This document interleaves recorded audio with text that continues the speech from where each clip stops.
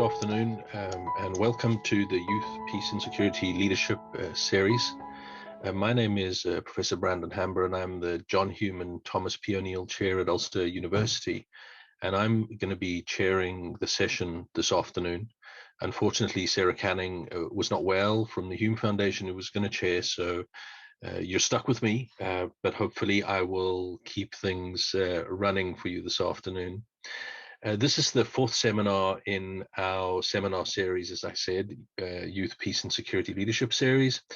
And what we've been doing in this series is essentially exploring the positive contribution of young people to peace. And we've been building on some work which was done by Graham Simpson in a report called The Missing Peace. And what we've been trying to do is really create an online platform, and hopefully later in the year, a face-to-face platform, where young leaders can share their experience from Northern Ireland, but also around the world. And through that process, we can learn from each other and enhance peace building work, particularly from a youth perspective. Our key aim is really to amplify the voices of young people. So not so much from me, more from others. The seminar series itself is a partnership between Ulster University and particularly our Centre INCORE, the Centre for Youth Research and Dialogue and the Transitional Justice Institute, as well as the John and Pat Hume Foundation, who are key partners. My chair, the John Hume and Thomas P. O'Neill Chair in Peace, the International Fund for Ireland, and also Interpeace. The seminar series, the seminar today is entitled Visions for Peace, Perspectives on Local and Global Youth Practice.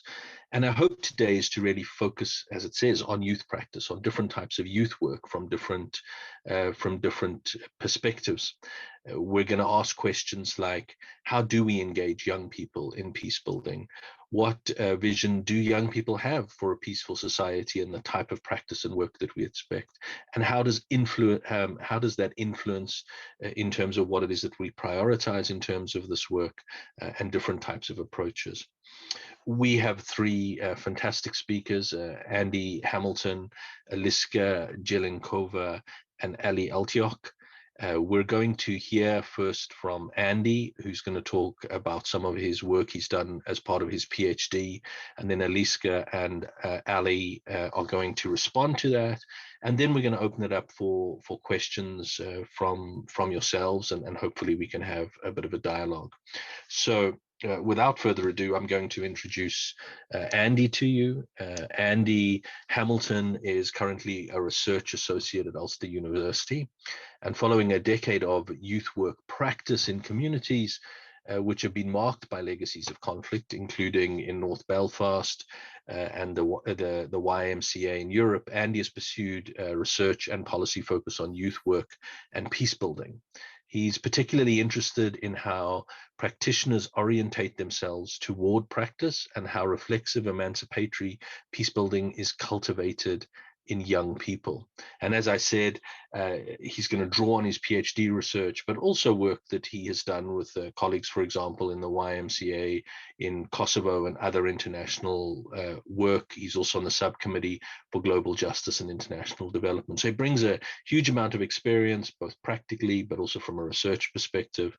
And we're delighted to have you here with us today, Andy, and really look forward to your contribution. Thanks, Brandon, and thanks to the John and Pat Hume Foundation for the opportunity to present this afternoon.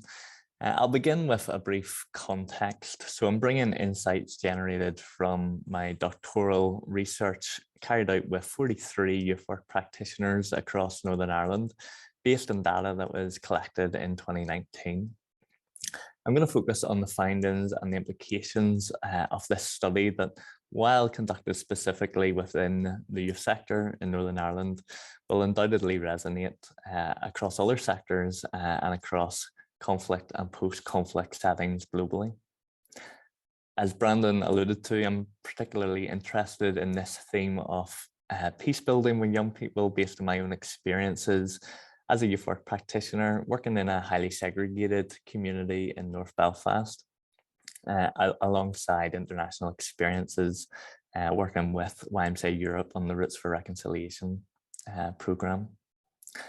The beginning and the landing points of my thesis and of my input today is that a visionary strategy is required to drive peace building forward in the north of Ireland.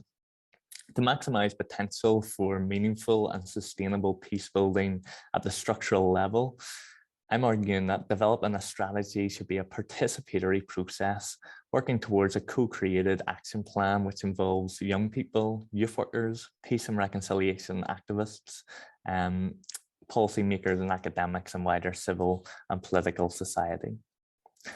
So if we reflect on 4 decades of youth policy in Northern Ireland, there's clear evidence which links peace work to work with young people, particularly through formal education and through the youth service. However, a long-term strategy remains elusive, and a consistently resourced approach hasn't transpired, certainly not one that engages young people as co-creators rather than consumers or service users of peace-building programs. So as part of the development of peace building that effectively engages with young people and alongside young people, I've got 2 main points coming out of the study, which I'm going to elaborate on, which will hopefully stimulate some discussion and conversation amongst ourselves later on. The first point is that peace building is a contested concept that needs to be better articulated. And by contested, I mean that what you understand peace building to mean might look very different from the person beside you, might look very different from the organization across the street, might look different from other donor organizations across different donor organizations, and might look different across different government departments. To illustrate the point, let me use the example of the concept of equality. So this notion can be applied and interpreted in vastly different ways between conservatives and socialists, for instance. And in the same way, what I'm arguing is that different perspectives of peace building come across from how people group together and develop a kind of shared perspective, which is distinctive. I'm not going to go into lots of detail of the methodology that I used in my study, but only to mention that Q methodology was a process that allowed me to map out different perspectives on peace building that the youth workers who took part in the study gathered around. And it involved constructing 48 statements of peace building related ideas based on the whole range of things that people could say peace building is about. And practitioners were asked to sort these statements from most to least agree in response to the question, what do you think should be the main focus of peace building with young people in Northern Ireland today? And I'm going to throw that question out now. What do you think should be the main focus of peace building with young people in Northern Ireland today, or the context that you're working with if you're outside of Northern Ireland? We don't have time to look at all 48 statements that I used in the study to help us frame our answers to that question, but I've pulled out 10 of these and hopefully they'll appear in the chat to give a sense of some of the conversation that was happening through the research. And it would be really interesting as I go through these here, if some people would like to identify what their most and least priority would be, just working from these 10 statements. So you might write in the chat, for instance, A1 and B10 or whatever it might be. So let me just read through them and give you a chance to kind of digest them. First is create neutral spaces where young people from all backgrounds feel safe and accepted. Developing young people's self-awareness and recognition of oppression and injustice faced by others and themselves. Diverting young people from radicalization. Intentionally organizing non-violent resistance to force, coercion, or government policy, for example, through protests, demonstrations, boycotts, etc. Emphasizing the historical and contemporary role of women in peace building. Focusing on commonalities. Creating environments where friendships flourish across lines of difference or lines of division. Encouraging young people to see the value of forgiveness and helping them and others move forward. Addressing transgenerational trauma and poor mental health affecting young people. And finally, promoting a sense of global citizenship where young people recognize they belong to a global community with rights and responsibilities that reflect this reality. So that gives a bit of a sense of some of the statements that practitioners were engaging with, thinking about what should be the main focus. As you maybe engage with some of those in the chat there, I'll carry on talking to the meaning of this in the research. So while each of these statements of the 48 statements that I used can stand alone, significance was really added to the meaning of each statement based on how youth workers in the study arranged the statements in relation to all the other statements on a grid from +5 to -5. And in brief, there's a statistical program designed specifically for Q methodology called Q factor analysis. And basically what it does is identify those who have sorted the statements in such a similar way that they can be said to have a shared viewpoint on what the focus of peace building should be. And there was 4 of these viewpoints that came out of the study. And I'm going to take each of these 4 viewpoints in turn now to give you a bit of a sense of the essence of the different perspectives. And the reason I think this is important is it illuminates the different approaches, or we might even say the different dialects of peace building, adding nuance and focus to the conversations that we're having at all levels as we move towards a contemporary vision for peace building. So first is the mutual understanding perspective. And from this vantage point, the main focus of peace building is about creating neutral spaces to build common ground. Coexistence and learning to live harmoniously with difference are core ideals from this perspective. And there's a tendency to avoid what might be seen as contested issues or contentious issues, rather to politely accept and make space for different political and cultural identities and to take a neutral stance on these. From this perspective, the meaningful work of peace building happens at the personal and the interpersonal levels through relationship building and focusing on personal development. Also from this mutual understanding perspective, issues of the past are deemed as potentially negative, having negative implications. If the practitioners who aligned with this perspective noted things like, if we drag up some of the issues from the past, it could bring conflict into the space and might actually stunt the ability of cross-community relationships to develop. That's the mutual understanding perspective. The next one is social cohesion and restoration. And from this vantage point, peace building work with young people is about character building based on notions such as forgiveness, establishing law and order, and embedding this notion of responsible citizenship. From this perspective, restorative principles are valued as a way of moving young people and communities away from violence and towards personal and social responsibility. Practitioners aligned with this social cohesion and restoration perspective also focused on countering violent extremism and saw a role for the youth sector in taking action to stamp out paramilitary style attacks that continue to happen to young people. Also, welcoming newcomers to Northern Ireland is an important idea in this perspective, reflecting the need for social cohesion to extend to those arriving to Northern Ireland, coming into societies and communities where inter and intra-community conflict along ethno-religious lines continues to persist. While this perspective voices some concerns with the structural issues that are related to peace building, and it's also interestingly the only perspective that gave a positive ranking to a statement that read, promoting trust in police to deliver justice. The emphasis tends not to be on engaging young people in political processes to bring about greater social cohesion. Rather, the work focuses at the interpersonal level, with a call to institutions to be socially responsible by reaching out and into communities to support the welfare of young people.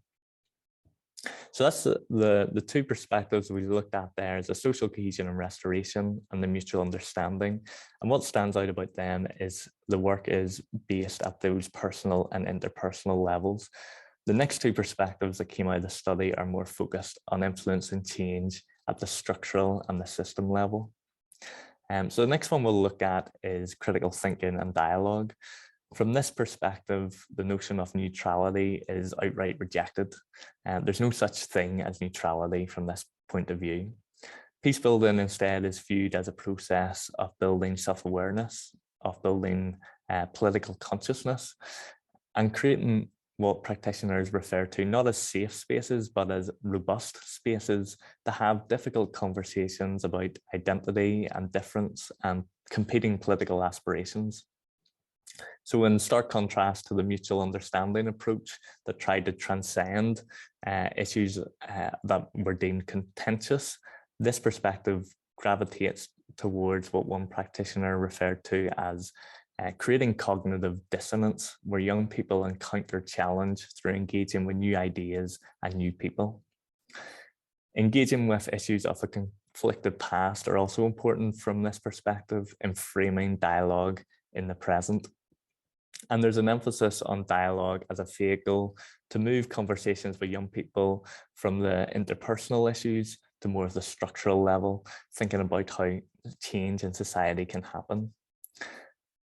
To summarize this perspective of critical thinking and dialogue, peace building begins when young people recognize themselves as interdependent agents capable of critical insights within unjust and inequitable social structures.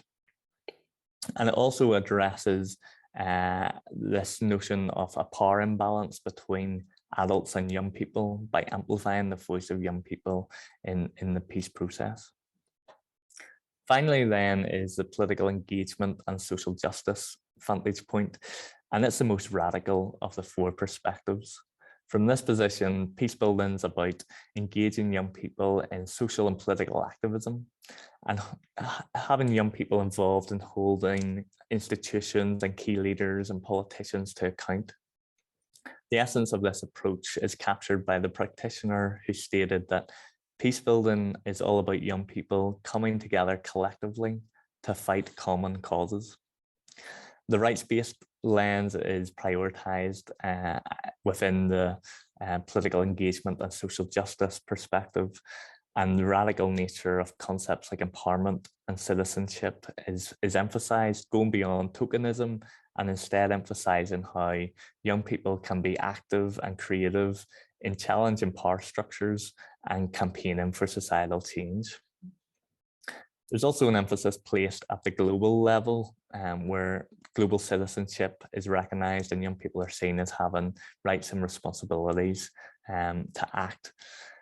And the social justice theme comes across strongly, particularly around two key areas. One is education, and from this point of view, education is a part of the peace building process, where young people, particularly from working class communities, have equitable opportunities and outcomes in education. And secondly, in ensuring young people from minority groups have fair access to services and resources. So in analysing these four perspectives that came out of the study, I developed a socio-political model of youth sector and peace building, which hopefully will come up on the screen here so you can see it. And you'll see that the four perspectives are mapped there across two axes, from politicization to harmonization and from dialogue to action. And it reflects that there's these orientations towards peace building, which are either about harmonizing dialogue or harmonizing action, or politicizing dialogue and politicizing action. And I'm going to suggest that there's two layers of analysis that we can take from this model. Firstly, we can identify where we sit or where our organization sits within this model, and look at what the strengths of that are, as well as what we might be missing, what we might learn from other perspectives. And while I think this is valuable, I think there's another level of analysis which is more important and more helpful as we think about what a visionary peace building strategy with young people could look like. This second level analysis raises questions of power in a peace building field full of competing agendas and priorities. So looking at this vertical axis between the harmonizing and the politicizing approaches to peace building, I'm going to focus the attention here just for the last few minutes. If we reflect again on the policy context in Northern Ireland, I would argue these harmonizing approaches have tended to be prevalent, going back to the early cross-community contact schemes and education for mutual understanding in the 1980s. They've been the guiding light of peace policy, youth peace policy. And we can see it refashioned again in more contemporary policies like the Together Building a United Community strategy, where there's a focus on these short-term summer camps, bringing young people together for a short amount of time. These initiatives, of course, can be personally transformational through the building of new friends and the reduction of prejudice and the personal development opportunities. And also the focus at this individual and the interpersonal level, the harmonizing tendency elevates a notion of safety for young people. So physical safety by reducing exposure to and involvement in violence, psychological safety by addressing presenting mental health concerns, and economic safety by emphasizing employability. While these can be a lifeline for young people, opportunities to promote the involvement of young people in peace building at a structural and political level through participative democracy and activism, I'm going to argue are stunted when policy and practice remains locked in this individual and interpersonal harmonizing approach, and it sets young people up as service users rather than political agents. And this speaks to my concluding point, which is peace building is defined when its politicizing potential with young people is denied. Politicization is a risky word. It's one that can have pejorative implications in the Northern Ireland context. The politicizing of issues is often seen as recourse to sectarian politics and further entrenchment of socio-political divisiveness. However, politicization is a word I think we ought to reclaim in the youth sector and in peace building work. Politicizing in the model that I presented speaks to the cultivation of political consciousness, of recognizing and challenging the hidden violence of being excluded from politics and being excluded from decision making. It's about linking the personal with the structural and forging collective processes of activism, resistance, and transformation at community, regional, national, and international levels. It involves accountability and challenge to both the unofficial and the official power structures that oppress and regulate young people and communities. Young people and increasingly practitioners within peace building have limited say over the direction of the work and limited opportunity to define the outcomes. Arguably, the policy context is skewed towards the harmonizing approach, which harmonizes at two levels. Firstly, it harmonizes through a program focus on interpersonal relationships and personal development. And secondly, it harmonizes with peace building structures, where practitioners are employed on short-term contracts and they're incentivized to work diligently to meet predefined outcomes. This limits the time and energy for engaging in what we might see as a more politicizing process of working alongside young people to pose radical critiques to contemporary peace building policy. There's an opportunity here for exploring a more creative and iterative peace building, where, for instance, young people and communities might define what the peace building outcomes are as part of the process itself. The challenge then is, how do we move the policy practice nexus from a harmonizing tendency to more of a politicizing approach? An important step is developing a collective strategy with young people that can inform policy rather than practice continuously being swayed by the funding environment and reproducing these harmonizing tendencies.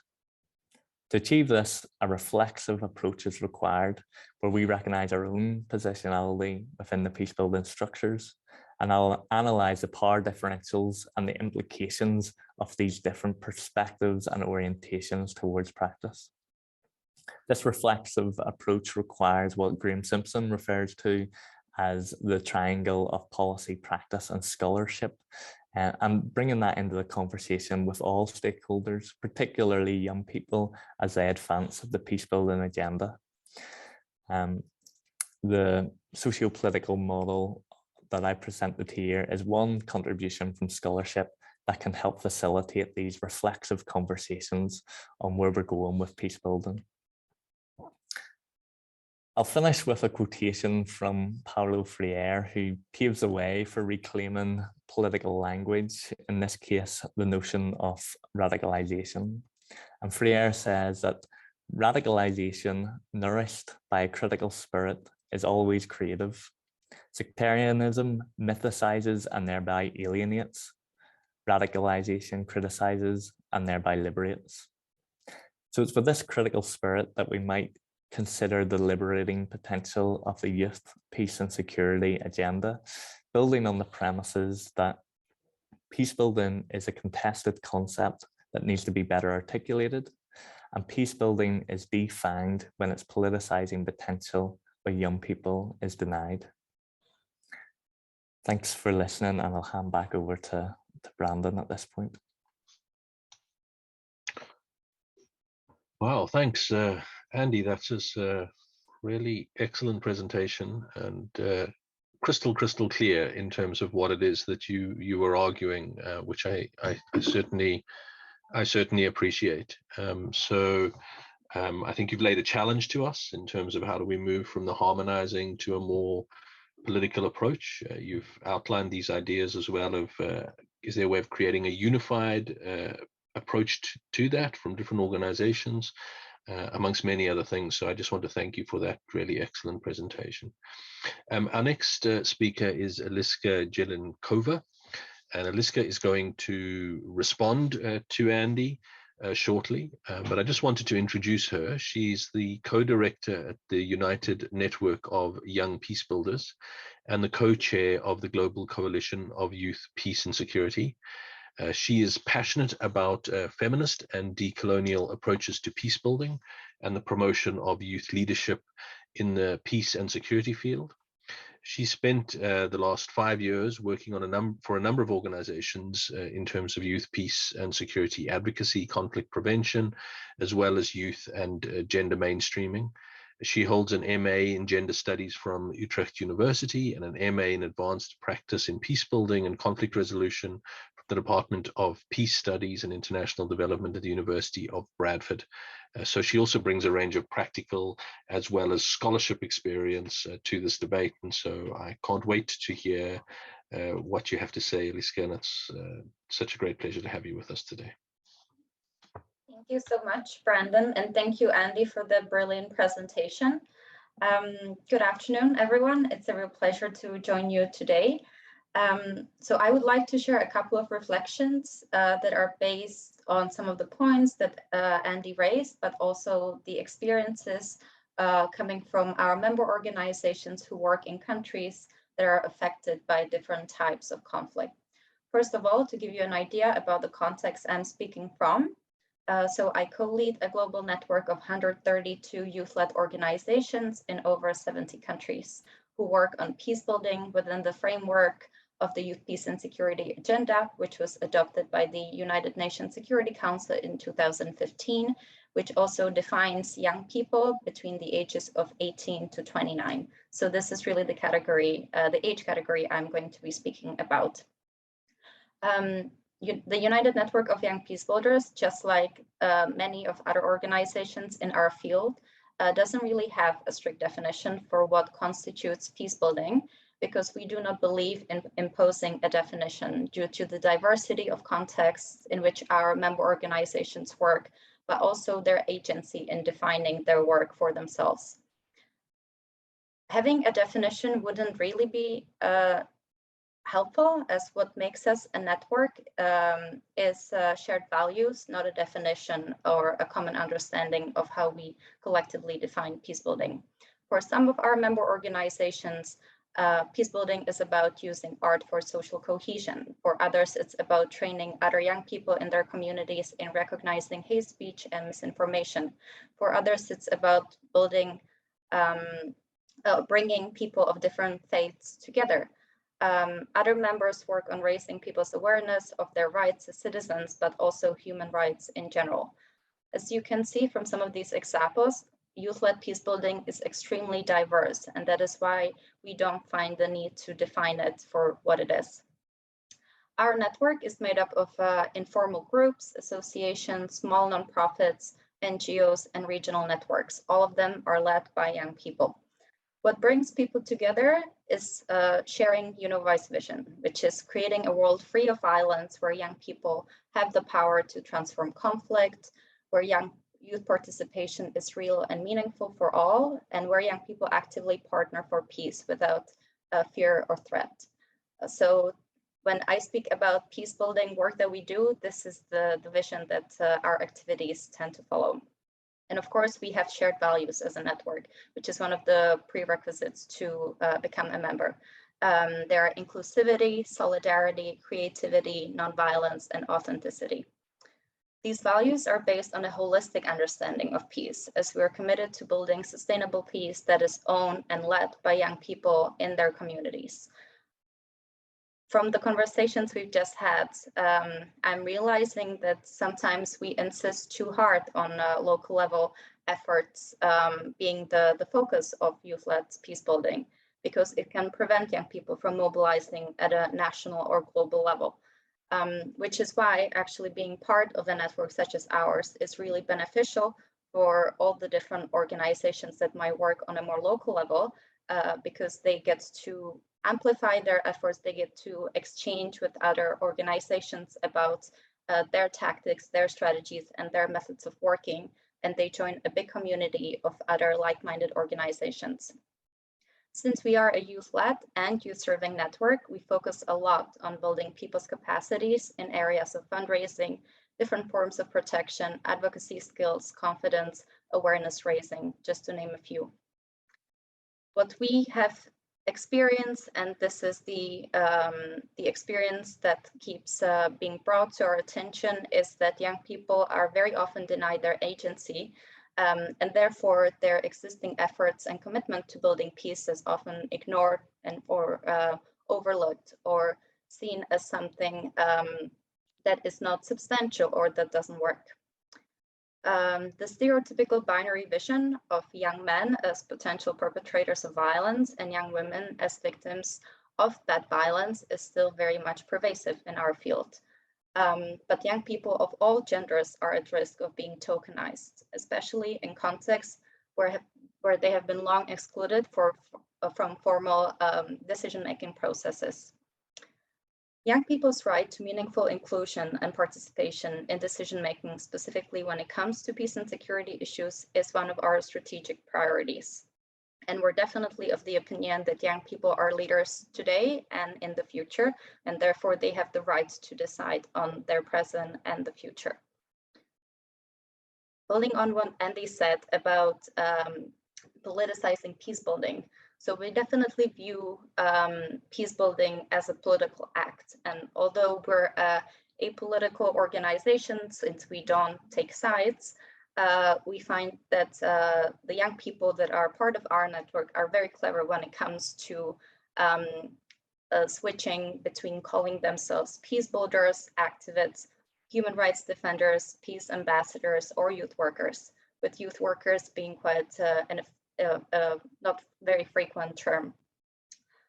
From our experience, there is a lot of enthusiasm for and a lot of funding for when it comes to youth-led efforts is really training of young people. So where young people are receiving something and the focus is on them gaining capacities, whereas it's extremely difficult to fundraise for advocacy efforts that are led by young people, especially at the global level, where the risk of tokenization and gatekeeping are very common.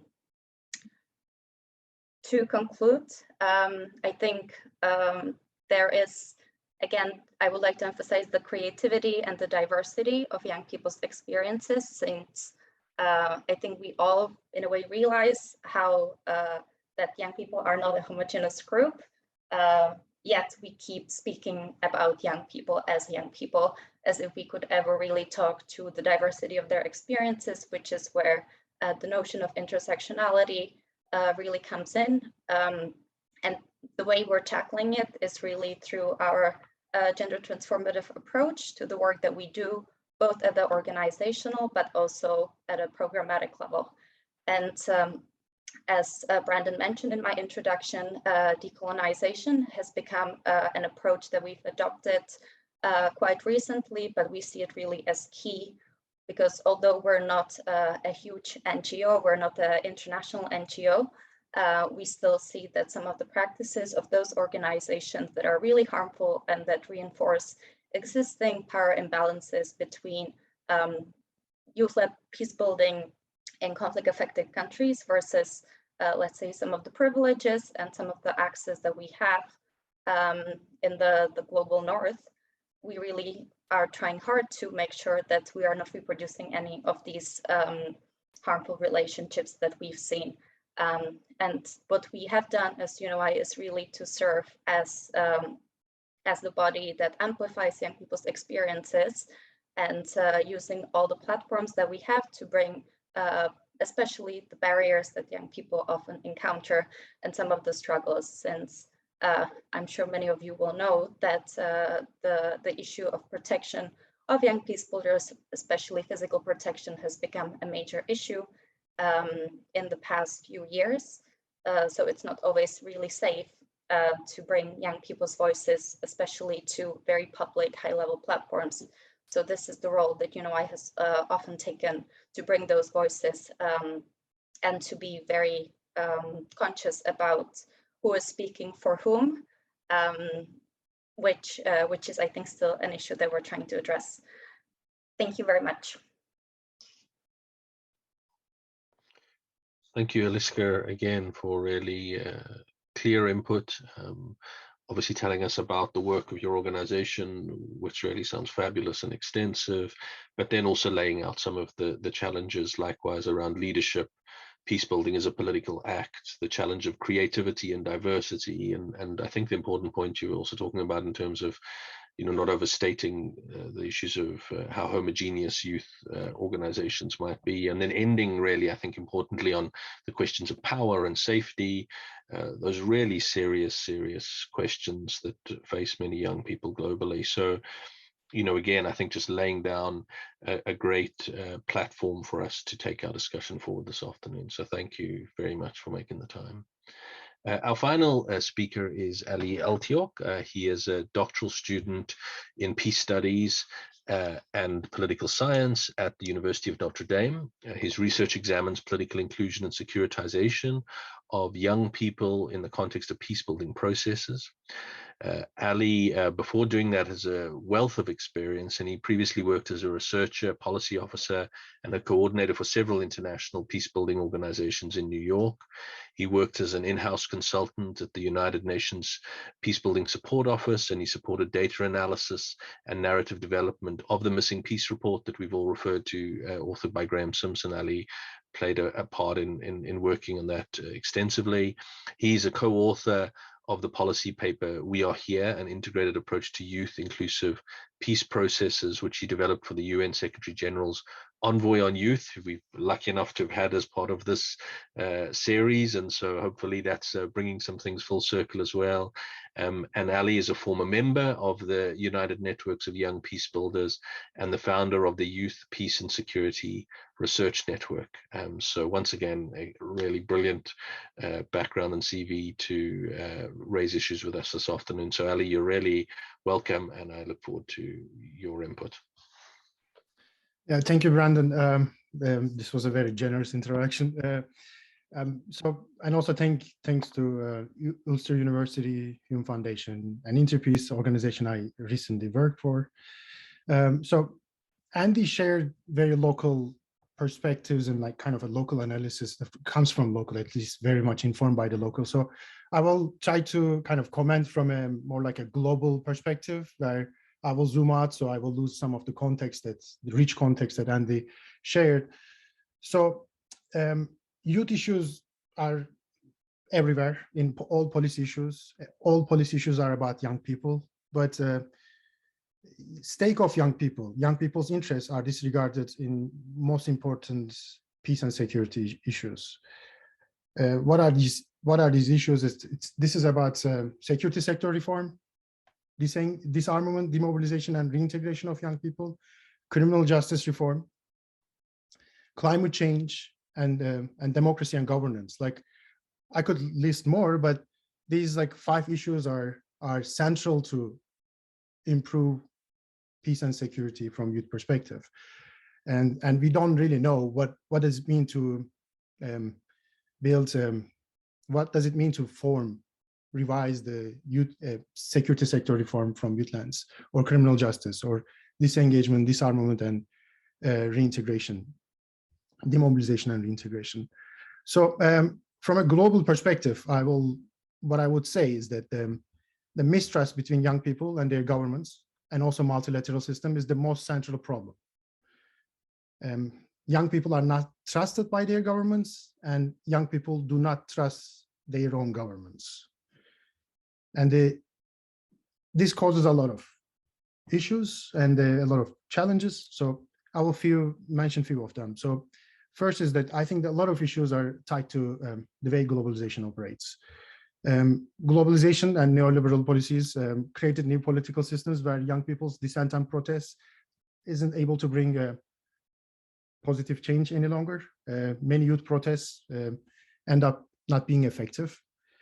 And also, impact of globalization created new economic systems where young people's transition into adulthood is extremely difficult. Most young people aren't able to transition into adult life. So what Alcinda Honwana calls this is the young people live in waithood. They are stuck in a liminal space where they are not able to transition into adulthood. So, and the other issue is the climate change, as I already mentioned, is that young people experience an existential crisis as the impact of climate change becomes more obvious.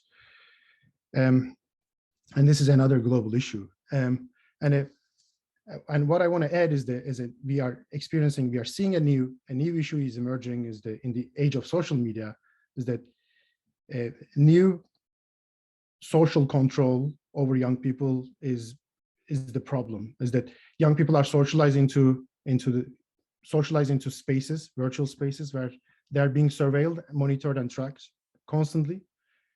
This raises questions around their freedom of thought, not just freedom of speech. It's a new problem. And based on what Andy shared about the different types of youth engagement, I want to focus on a specific one, the countering and preventing violent extremism, which is very much connected to global youth peace and security agenda. Many states, peace-building organizations see youth peace and security, and the approaches countering violent extremism and preventing violent extremism is very much connected. So, but I want to briefly talk about the impact of counterterrorism work on young people. First is the counterterrorism introduced created a lot of problems in terms of human cost. According to the estimates of Watson Institute, more than 929,000 people lost their lives in counterterrorism wars took place in Afghanistan, Iraq, Pakistan, Somalia, Syria, and Yemen. And more than 1/3 of all these casualties were actually civilians. And counterterrorism also displaced high numbers of people. Again, according to the Watson Institute's numbers, is that more than 37 million people were actually displaced from Afghanistan, Iraq, Yemen, Pakistan, Somalia, and the Philippines, and Libya.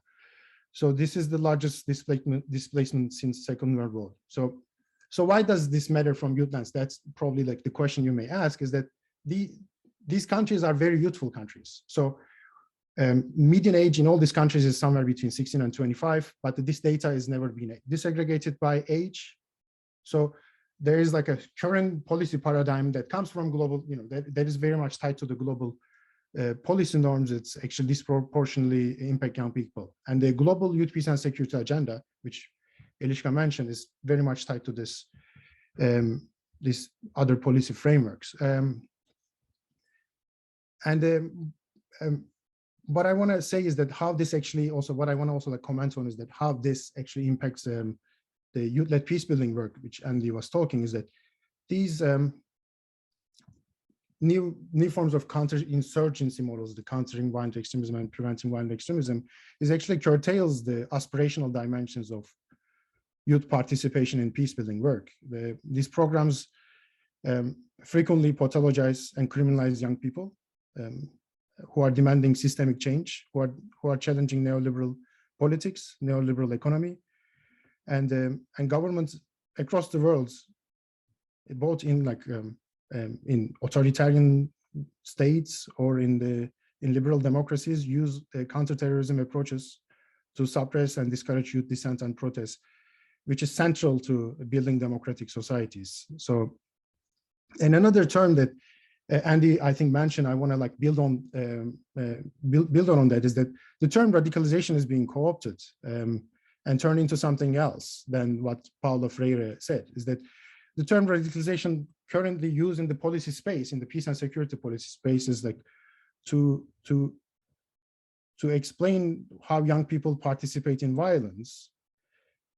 So the dominant narrative is that radicalization of young people into extremist groups rather than radicalization of young people into democracy, or young people's radical demands for democracy and peace.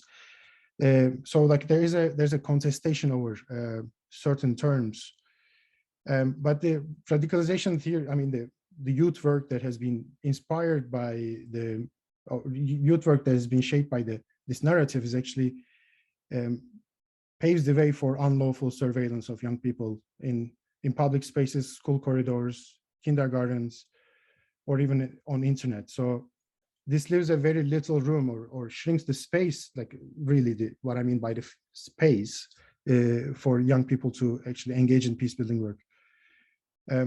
So these are a few issues from a global perspective, which I would like to mention, and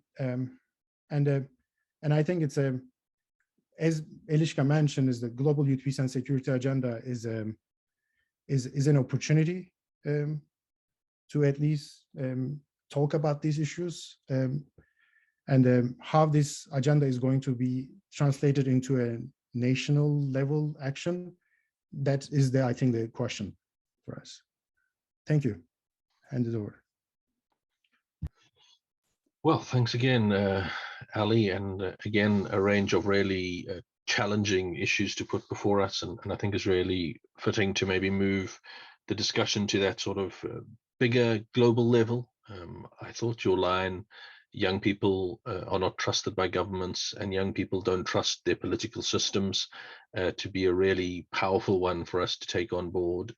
But then, as you reminded us, to not turn that into a sort of criminalization process when young people make demands from their societies when they want systemic change. So thank you for that. I think it really sets us up brilliantly for what I think will be a really interesting discussion. So thanks to all of you for your great inputs. I'm going to turn maybe first just to Andy, because those were two responses to you. I don't know if Andy, you wanted to say anything in terms of Ali and Eliška's comments on your talk. And while we're doing that, if others have questions, feel free to put them into the chat. If possible, I might turn to you to actually ask your questions, but put your questions into the chat for now. But Andy, I don't know if you wanted to respond in the first instance. Yeah, thanks, Brandon. Thanks, Eliška and Ali. I think that wider global perspective is so important because we can sometimes get locked into the local level. And one of the things that we were talking about in an earlier session with some young people was around this horizontal and vertical relationships and how they come into play. And I think Eliška and Ali have brought in those kind of vertical relationships and how peace building at the local level finds connections with wider international opportunities and challenges. Ali introducing the challenges of globalization and neoliberalism there as well. I think it's an important point of reflection. And I guess one of the questions that came to mind, and Ali and Eliška might want to come back in on this, but was as we're thinking about how we're engaging with young people, how do we avoid this kind of binary of either romanticizing young people in peace building and seeing them as the answer and the solution, and also demonizing young people as seeing them as a problem? And maybe what's your thoughts or reflections on that? Did you want to respond, Eliška? So your mic's come off, or Adi? Yeah, I'm happy to go first. So definitely an issue that we're struggling with. I think, you know, my organization has always been really focused on portraying young people as agents for peace, and agents, of course, who don't use violence and who are kind of these brilliant, almost saintly peace ambassadors. And of course, we recognize that there are some young people, it's a very tiny percentage, who engage in violence for different reasons. I think the reasons for them are extremely complex. So we don't really like to go into young people's involvement in violent extremism and in terrorism, because there's already so much of the space occupied by people who first and foremost see and portray young people as potential, if not current, perpetrators of violence. But what we have, I think, really experienced over the past few years is that at least the field of prevention of violent extremism doesn't allow for a lot of agency of young people, but that is where a lot of focus and a lot of funding is going. So what we're seeing even within our membership is that members are slowly framing their work as prevention of violent extremism, even though that is not how they would define their work before. But because a lot of the attention, especially a lot of money is going to that area of youth peace and security, it's been quite challenging to kind of steer away and again focus on young people's agency and all the amazing work that they do, and not kind of go back to acknowledging, because once you acknowledge that yes, young people do engage in violent extremism just like any other people, it's very hard to then shift the focus on all the positive efforts that they're doing, all this volunteering time that they're putting towards making their communities and their countries more peaceful and just.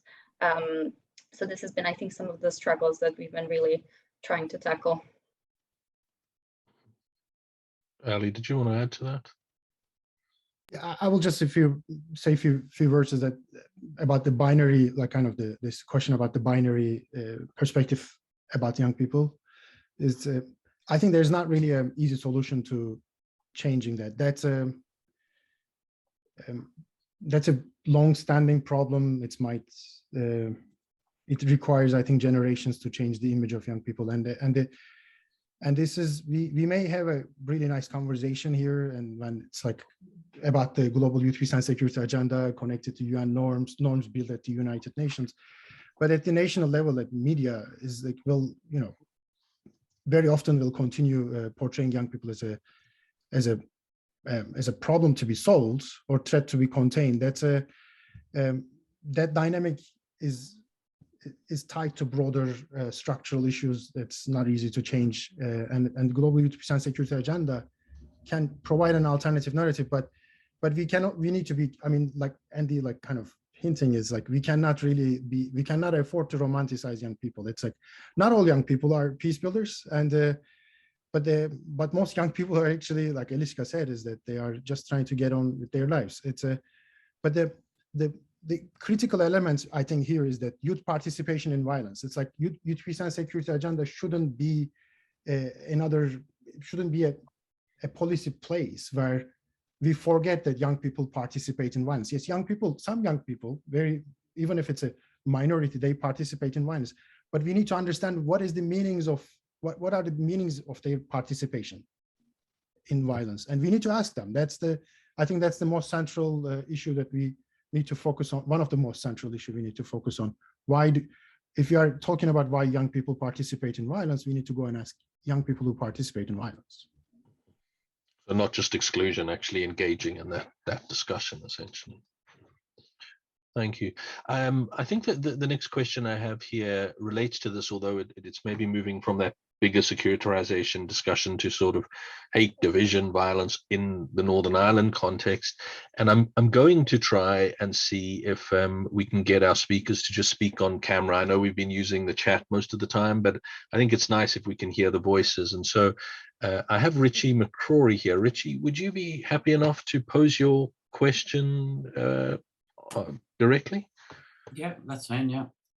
Maybe say who you are, Richie. Yeah, my name's Richie. I work for Craigan Enterprises based in Craigan and Derry. I work for a PYDP funded project funded through International Fund for Ireland. And the young people that we work with in Craigan are very marginalised, very disenfranchised. And the thought of them becoming involved in peace building is so far away from anywhere close to the top of their priorities.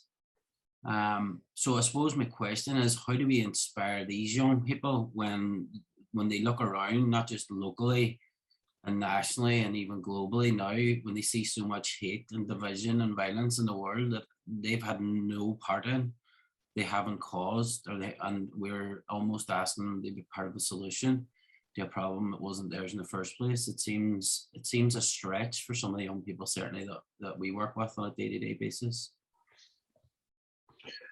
Thanks, Richie. And it's great to have you with us. And I'm also glad you're one of the projects linked with International Fund for Ireland, who are one of the key partners here. So it's great to hear from you. Do any of our speakers have any thoughts on that challenging question? I might just jump in there. Richie, thanks for the question. I think it highlights a real tension in youth work in general, but also in the space of peace building. It's how do we engage young people who are disenfranchised and are experiencing a whole host of issues that are impacting their personal and social lives. And I think for me, the response is that peace building is this long-term process. It can't be done in a 6-week program where it's not about this kind of short-term intervention, but it's about going on a journey with young people and starting where they're at, starting to understand a little bit like Ali was saying there, of finding out what's the meaning behind your actions, what's the meaning behind maybe why you feel disengaged or you disengage from any opportunities to participate in other community initiatives or whatever that might be.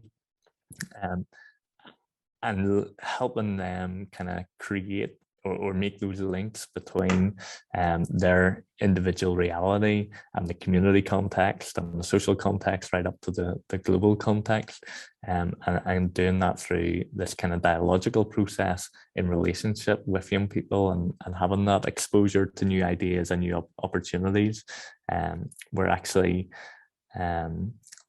I'm sure through the work that you're doing, these young people are getting opportunities to have their voice heard in ways that often they don't have their voice heard by adults. For me, that's intrinsic to the peace building process, and it's a developmental long-term journey. And I think the young people that you're making reference to absolutely have to be the young people that are involved in peace building work and not get left behind in it.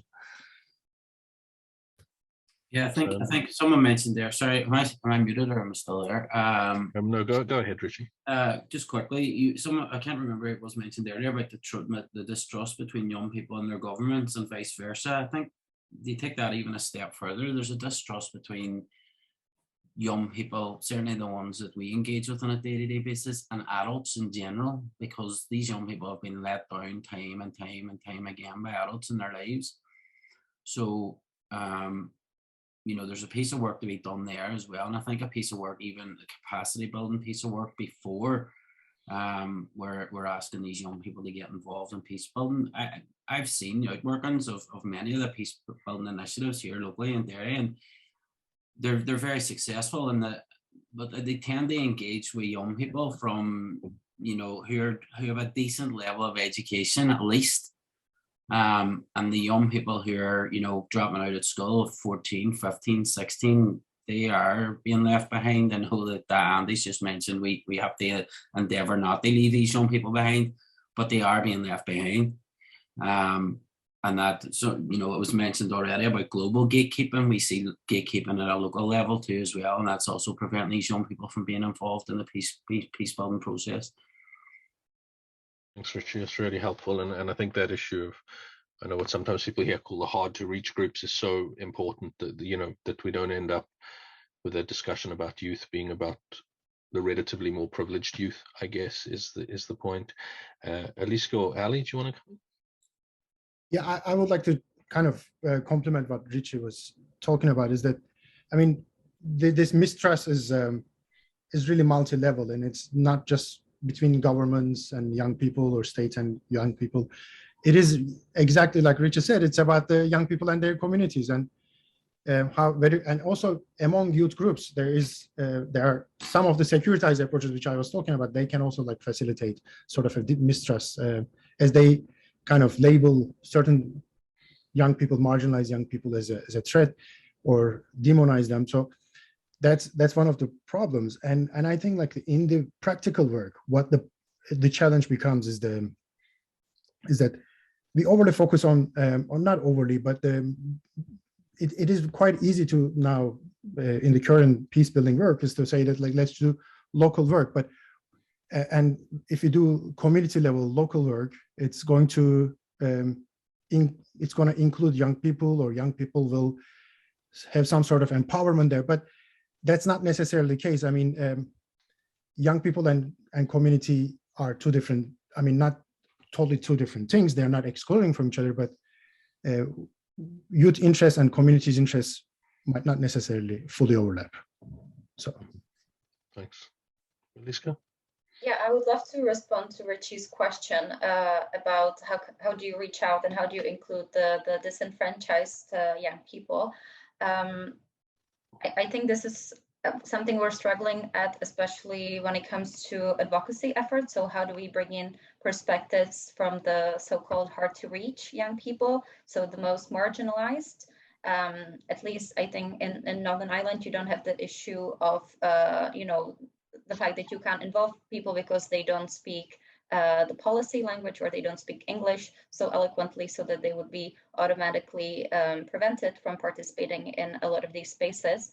At least from my assumption, it's that young people, once they realize that they do have the power and the potential to decide their future and to shape it, they will want to do it. But I think very often there is this gap between realizing that you can do something and having the confidence. And if you've been for most of your life excluded from things and told, you know, you're young, what do you know, wait your turn, I think it can be very hard then for a young person to say, yes, I'm gonna join this initiative, and yes, I'm gonna work with you on this, especially if you don't know kind of the history that they've had and the experience that they might have that might have been really negative, and that is why they choose to step back and not engage. I think it is really essential to really work on a personal level with people and to get to the bottom of what makes them kind of step back and not engage, to address that so that they can actually decide on what kind of peace building work they would like to do. Because the way at least we talk about peace building, I often find, especially at the global level, is this really big ideas that are about peace agreements and, you know, stopping wars. But that is very unrealistic for most people, and finding, so maybe not calling it peace building, calling it something else at a community level, I would find would be much more helpful than, you know, bringing it down to people as this is the type of peace building work you should do. Really helpful. Thank you, Eliška. And thanks, Richie Reddy, for bringing that into the discussion. There are a couple of people waiting to make comments. I note your comment there, Debs, Owen, about funding. I'm going to come to you shortly, Debs, if you're happy to speak on the screen. But I also noticed a comment there from Connor Largy in relation to Richie's comments. We were lucky enough, we had a small session before this for people's information with Andy and Ali and Eliška and a number of young leaders. Apologies to those of you who weren't part of that, but we had a really interesting pre-discussion also just to warm our international speakers up to some of the local issues. Connor was part of that discussion, and I saw he made a comment there, so I thought I would just briefly turn to Connor and get his response, and if there's anything else you wanted to add, Connor, then I'm going to come back to you, Debs, if you don't mind, because there were a couple of questions on funding. Just to reiterate what Richie was saying, 100% agree that there's a fundamental disconnect between the young people and the systems ourselves to protect them. And sometimes here, I think we put the cart before the horse. I know getting young people to a stage where they feel connected as a local citizen, as a national citizen, as a global citizen is a massive challenge in terms of capacity. It's our job and everybody in this room's job to build that capacity, but we need an attitudinal change at a government level. Well, hold on. Sorry.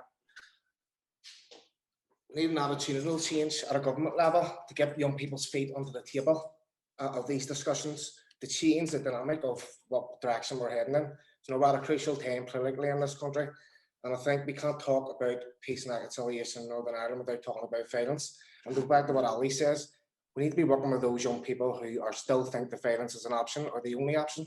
Those young people who have used violence in the past year as a way of trying to gain some momentum around some of the issues we're facing here politically. Those are the people we need to be targeting.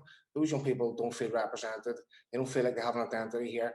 You know, where is the pathway to accountability to our political system here?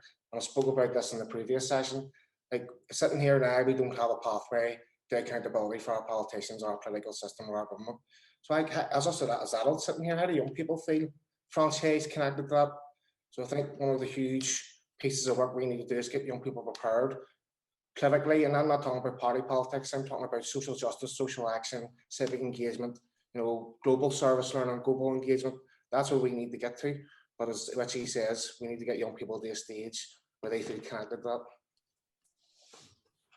Thank you, Connor. That's excellent. And it rings true there. There's a comment there from Michelle Simpson, I think the name is. I think the current government situation in Northern Ireland is certainly impacted in rumblings in some communities at the minute involving our young people. So she's really talking about how, I suppose, that political level is also creating some of that instability and the challenges that you're outlining there, Connor. Did any of our speakers or Connor, anyone else want to add before I move to Debs, if you're happy enough, Debs? I'd just add, sorry, before Debs comes in there, that Connor's spot on in terms of what other people have been saying, in terms of there's a real disconnect between what peace building policy and strategy or lack of strategy is pushing at the moment, which is this kind of short-term engagement of young people in peace building programs. And actually what you're identifying, Connor, is this work needs to be ongoing and start from a grassroots level, and it needs to have a much longer term vision. I think there's a massive disconnect there. Okay, well, thank you. I'm going to turn then to Debs. I know you had made one comment about funding, and now I see another one. So I'll just turn over to you and listen to either your question or comment, and our speakers can pick it up. We're going all spontaneous today. Yeah, so I was just like, this discussion is great, and I think one of the challenges is trying to figure out what young people care about, and I think one of the perceptions that adults and in kind of institutions have is that young people don't care, and that is absolutely not true. I guarantee that every youth worker in this room will kind of will know that, and I suppose that's that's the challenge, is to help young people articulate the things that they care about, you know, whether it's the elderly in the community, and whether there's resources for them, whether it's for themselves, you know, the people that they care about in their lives. So and I think that sometimes that can be a starting point, if we can support young people to figure out what matters to them and help them see that there will be some things that they can do about that. Anyway, that's me pontificating, but my question was around funding, and I was just curious about your comments, Eliška. That it was really helpful, just around how it's hard to get funding for advocacy work. I've seen that in my context, and yeah, what can we do about that? You know, how can we sustain and nurture, like, this is crucial work. And I suppose the fact that it is radical in some eyes, that it may be seen as dangerous work because it can challenge the status quo. And I'm guessing that that's probably why it is then like it's not, you know, let's just keep doing kind of individualistic stuff with young people. So, and then the other challenge with that is, how do you ensure that the work doesn't become compromised or co-opted by certain kind of interests who maybe want to look as if they're supporting young people's empowerment, but actually it just serves to co-opt young people. Thanks, Debs. That's great. Any of our speakers want to comment on those funding issues? Yes, I would love to. So yeah, thank you so much for the question and your reflection. So we're definitely seeing a lot of funding going to so-called youth peace and security or youth-led peace building, but where it is actually going is huge NGOs that are at best youth serving or youth focused, or more so actually to the UN system itself and its agencies. The percentage of funding that is intended for youth-led peace building that actually makes it to young peace builders who are doing the work is extremely small. What we have kind of noticed also is, that people are happy to support the capacity development of young people as long as it doesn't result really in a change in policy, which is why you have advisory boards and all these committees for young people being set up that don't directly actually have a vote, that can't really influence the system, but it's a way for people to say, you know, young people have been participated by us on our terms, the way we wanted it, and, you know, visibly we can show that we've engaged with at least some young people. We are not going to even discuss to what extent they represent the youth communities they are supposed to represent. So that has definitely been a huge challenge, but also because advocacy work very often means knowing policy language, being familiar with all these frameworks, context policies that are extremely inaccessible to young people who are in university and school, have a job, and who don't breathe policy making 24/7. And in order for them to be more active and to actually participate, what they would need is for their time to be compensated and them to be actually trained in how do you engage in these spaces, which has been very, I think, core to the work that my organization is doing, because we have realized that there is only so much that we can speak on behalf of our member organizations, but it would be much better if they could speak directly to the decision makers themselves.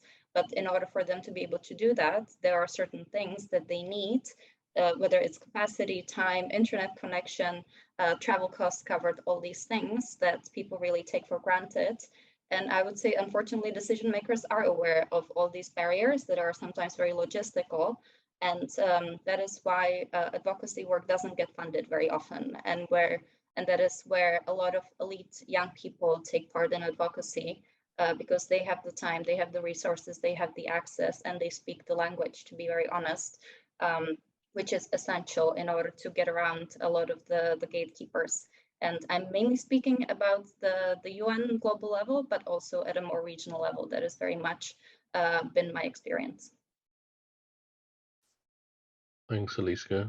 Ali, did you want to come in there? I saw your mic go off. Yeah, I will just say a few quick words on this. Is that I think the funding discussion is a very relevant discussion, and I agree with the comments about that. You know, advocacy work is not being funded, but I think there are a few other problems. Like, first is that the way we shape funding, the funding is being shaped. Is that we don't shape, donors are shaping that.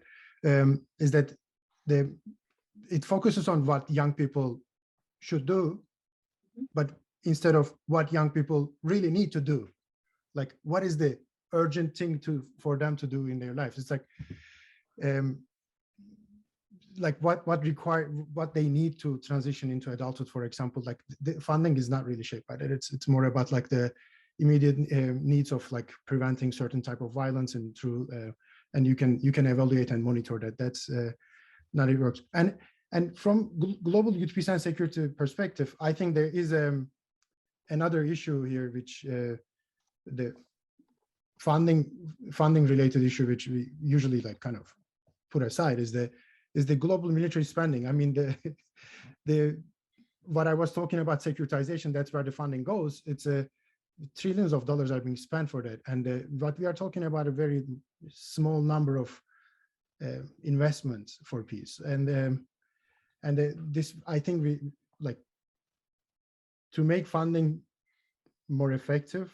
We kind of need to speak about the broader economic system, broader economic patterns of investment into militarism. And it's like this is I think a very important moment for that, because it's many governments around the world now declared that they are going to increase their military budgets, military expenditure. So yeah, it's really helpful.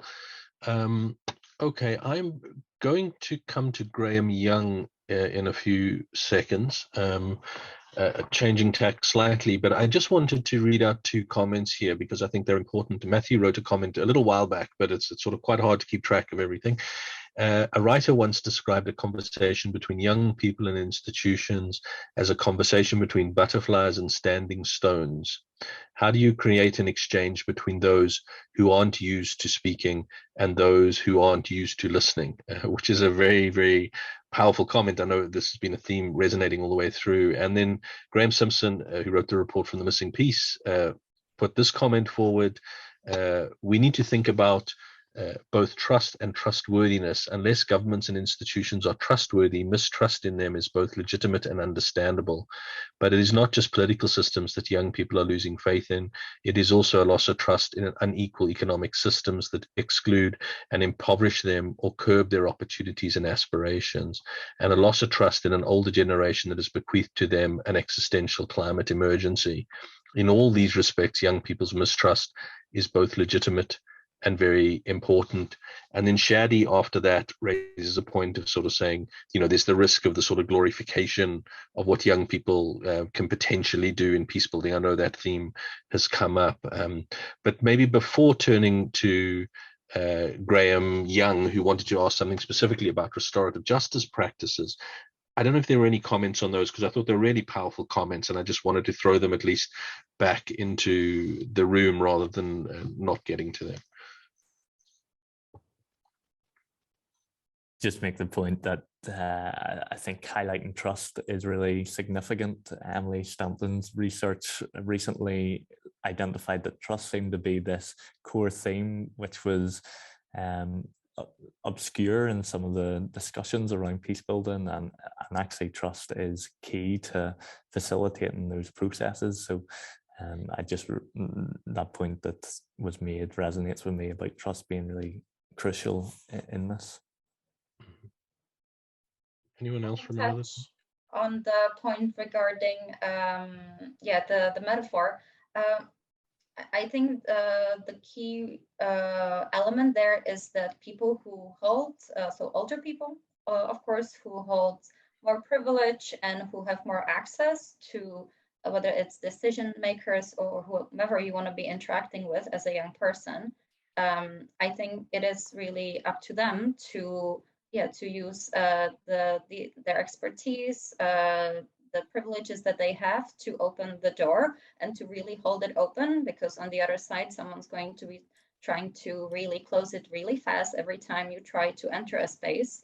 And to some extent, we do that as a network, but in a lot of spaces, Ali mentioned the counterterrorism, PVE spaces, there's quite a lot of hostility towards young people being invited to those spaces and raising different perspectives. So we've been really relying on allies in the youth peace and security field, as well as people who come from, let's say, fields that are not necessarily youth peace and security, but for whatever reason, they are personally invested in supporting youth-led peace building. But it is very much about building relationships with people, because I mean, let's face it, there is only so much time that decision makers at whichever level you would like to talk with have. And the issue we keep running into every single time is, yes, I would love to talk to you much more about the struggles of young people and how amazing young people are, But the reality is this is one of my 10 portfolios that I'm supposed to work on in my 4-day working week. And I have no capacity, no funding, no power in this. So this is really, I think, been the struggle, that even when you get to speak to someone, this is often the answer you're met with, that there is no political will. This is not a priority for us, and trying to get more of their time to tell them why it should be a priority requires quite a lot of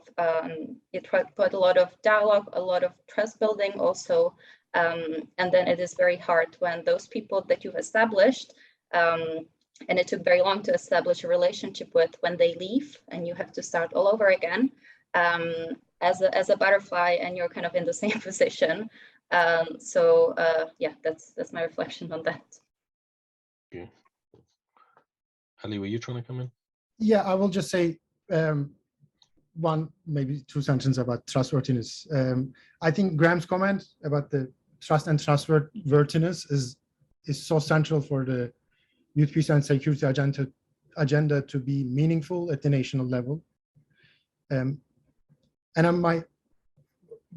my kind of like deliberation, my question on this is that whether global youth peace and security agenda could be used at the national level to build the trustworthiness of states and revise social contracts that are failing to address the problems young people are experiencing, challenges young people are experiencing.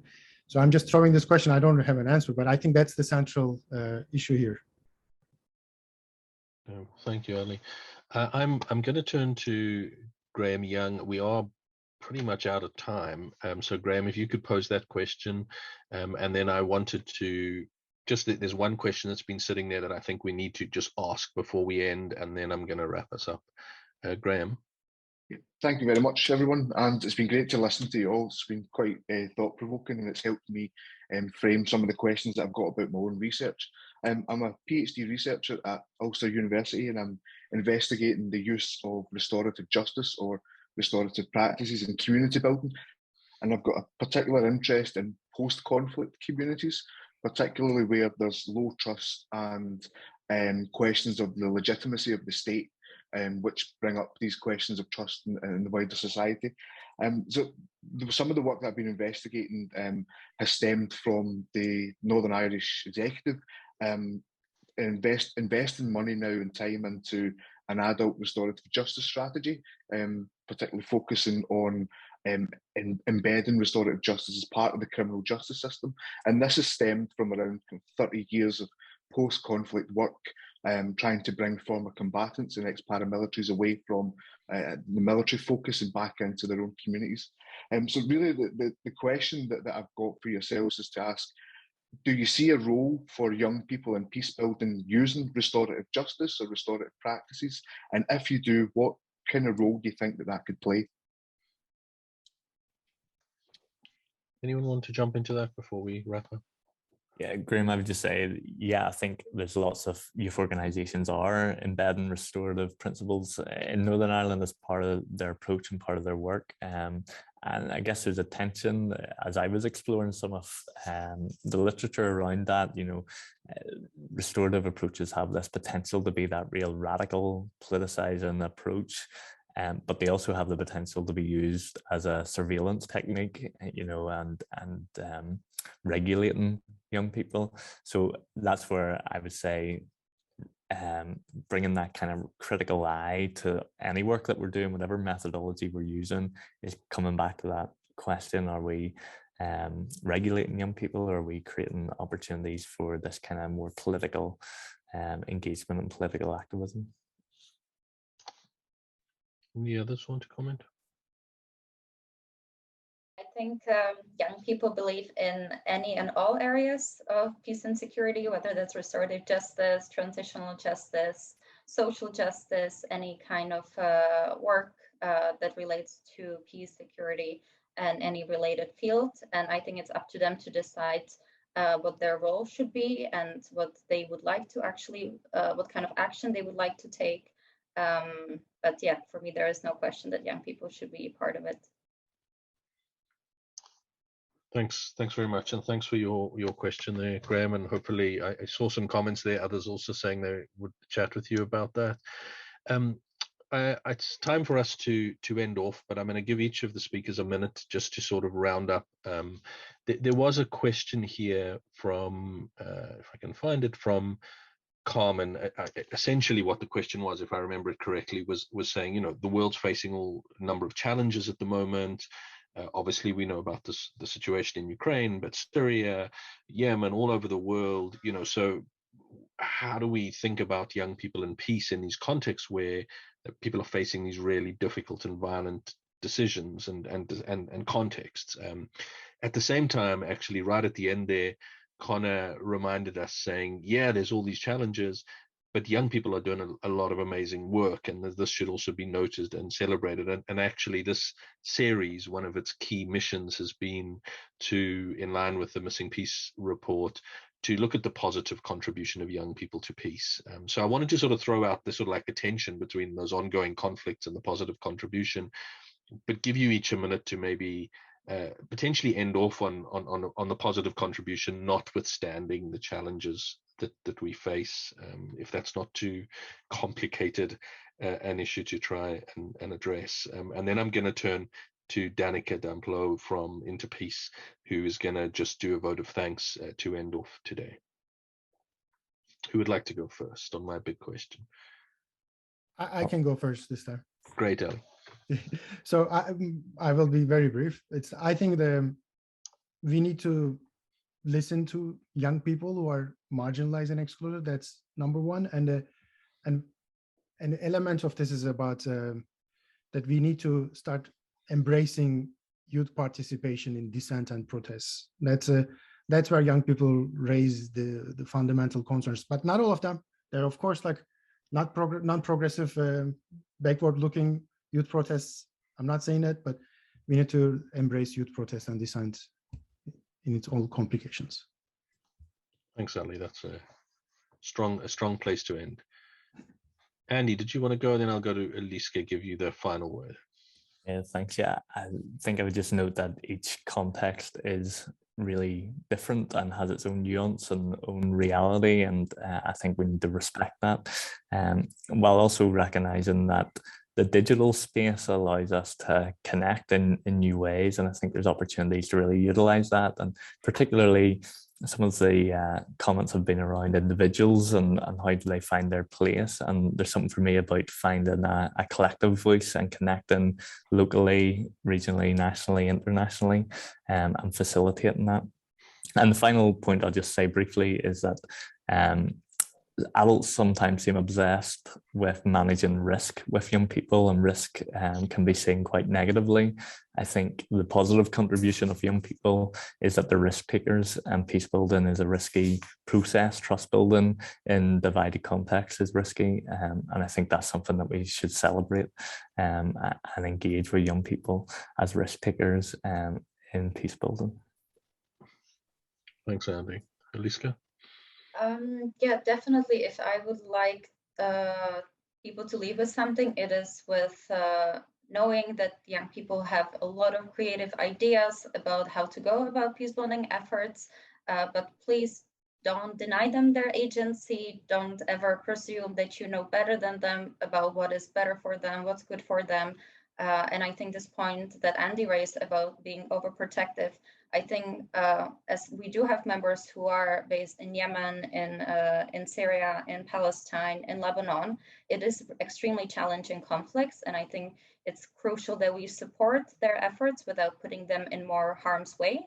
So really following the do no harm principle, but also recognize that they are choosing most often to engage in those efforts, and to be really supportive, to provide any kind of assistance that we can, whether it's financial, whether it's related to their physical protection, whether it's related to their digital protection, which is coming up as a huge issue for us, especially in the Middle East and Northern Africa region. But also to be mindful that, you know, young people also are, they produce a lot of research, they produce data, and I think that is very often something we forget. Because it might not take the format of a very academic thesis, but there is a lot of knowledge production happening. It just takes very different formats, and it doesn't maybe look like the type of knowledge production we're used to. And I'm really proud of UNOI that, and really thankful to Ali and all the other amazing people who are part of the Youth Peace and Security Research Network for really investing and driving youth-led research, because we don't have enough research. I think that's the main thing that we keep coming back to, that we don't have enough to point to, whether it's in terms of barriers, but mainly really when it comes to all the amazing work young people are doing, despite all the violence they're facing, again, all the different types of violence that they're encountering. So support youth-led peace building wherever you see it, and give people the chance to really lead the activities that they want to do. Thank you. Thank you. So what a great place to bring us to a conclusion. I would have been quite happy to sit here listening to you all afternoon, but we're going to have to draw to a close. Just by way of information, you'll see in the chat, my colleague Colette Cassidy from Ulster University has just put in a small form there. If you can fill in a couple of questions for us about the seminar, that would really help us actually, just in terms of our work going forward. So if you want to take a couple of seconds to do that, we'd really value it. We also put up a couple of links.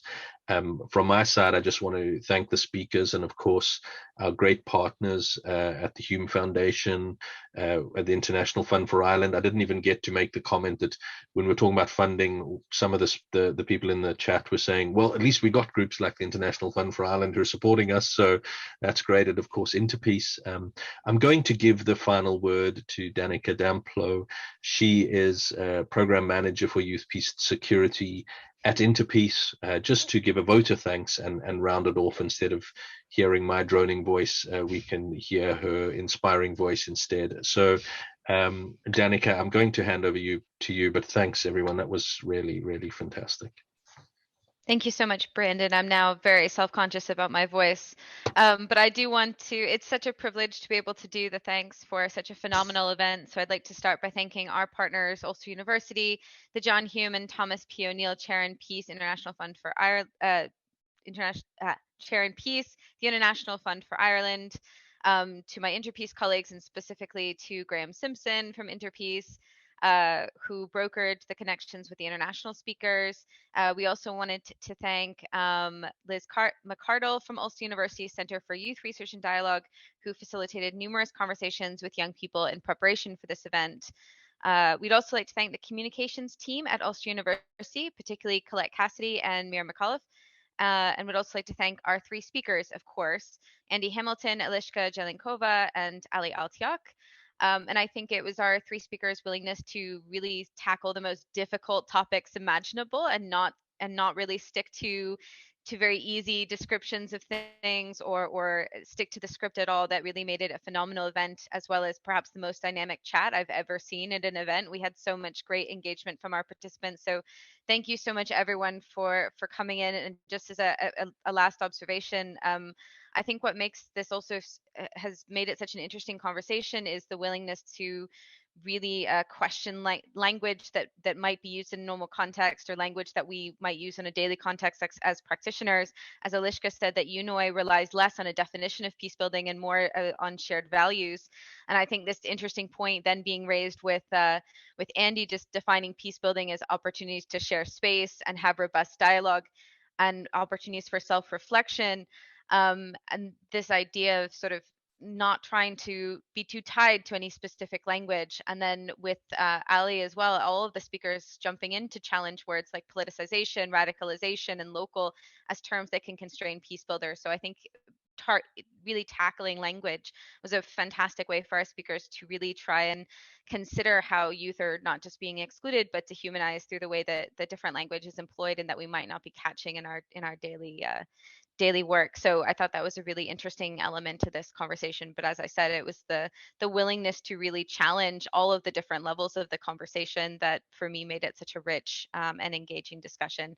So thank you all again. And as a final thought, to thank again the fantastic participation and questions we had across the board. and to let you know that there will be another Youth, Peace and Security Leadership Series event, probably in May or June.